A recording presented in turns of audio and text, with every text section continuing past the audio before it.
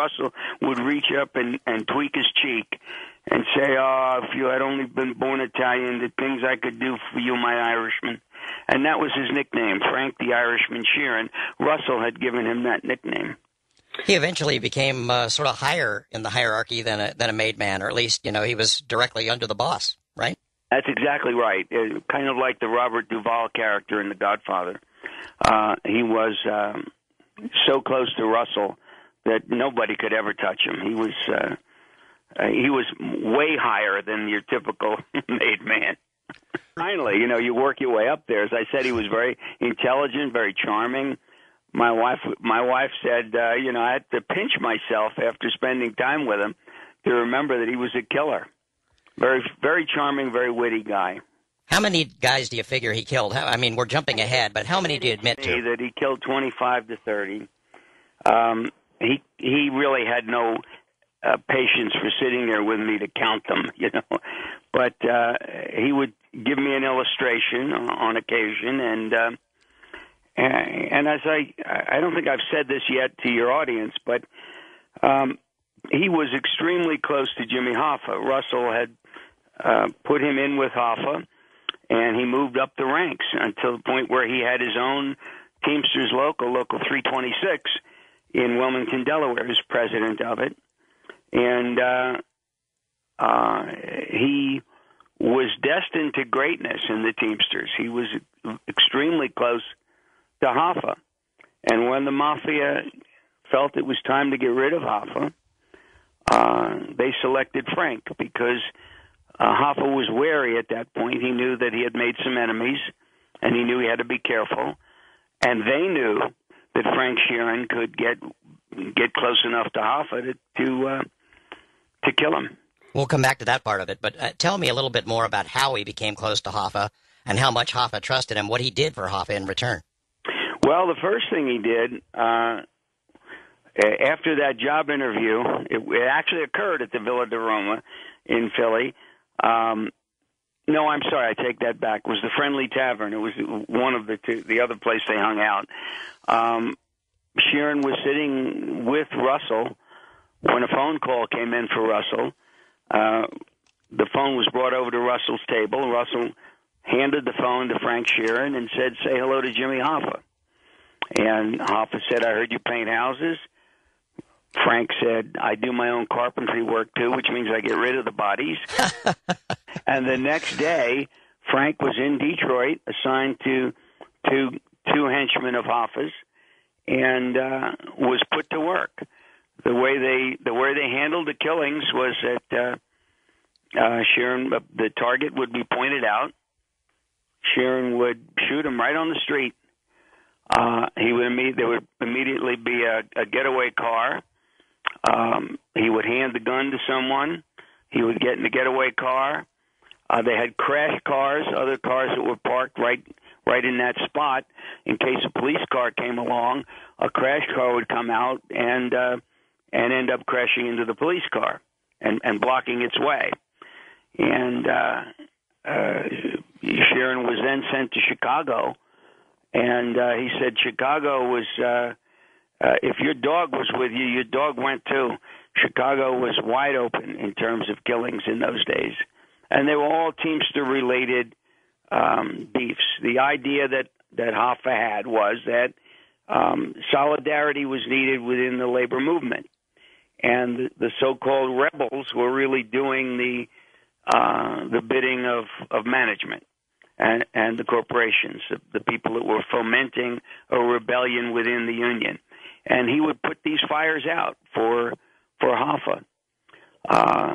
They became such good friends as a result of this that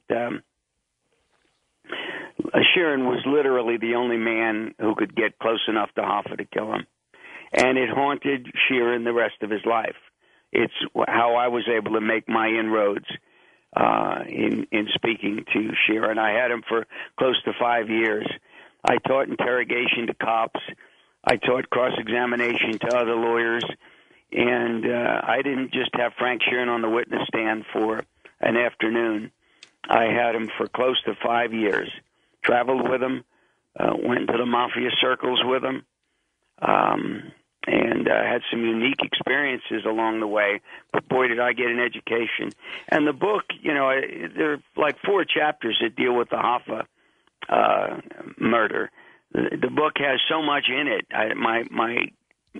My effort was to get inside the mind of this murderer, why he now felt remorse as he was about to meet his maker, and why he wanted to get so many things off his chest.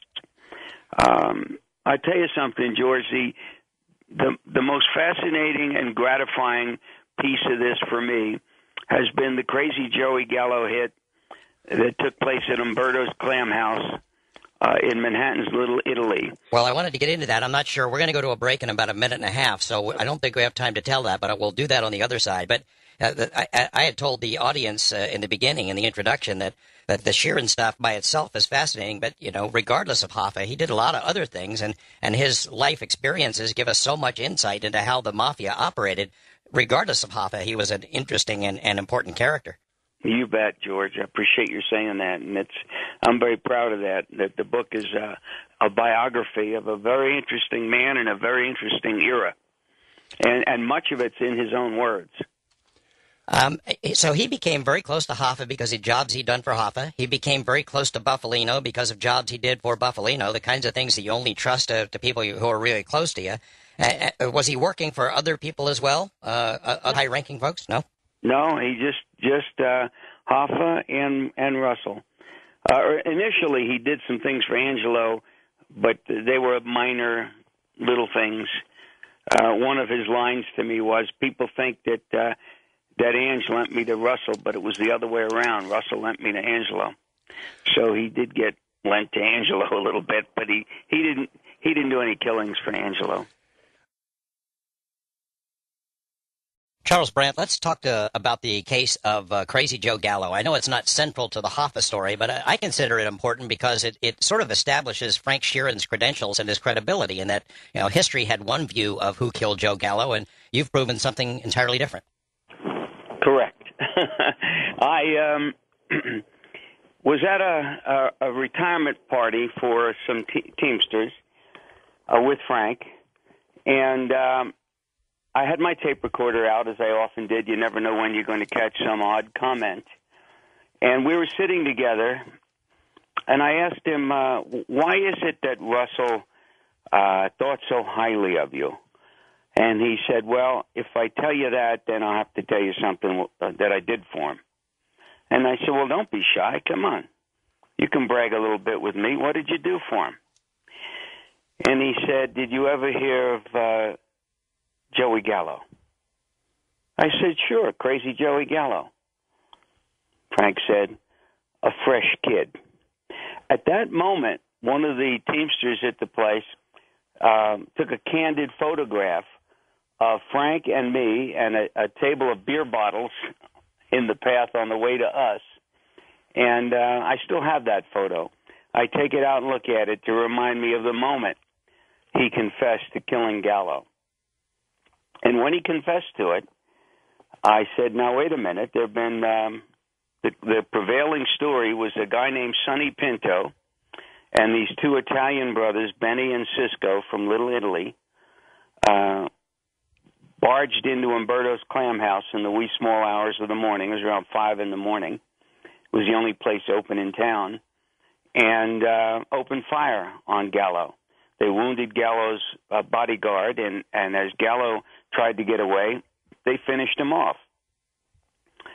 And he said, well, if they want to take credit for it, that's all right with me.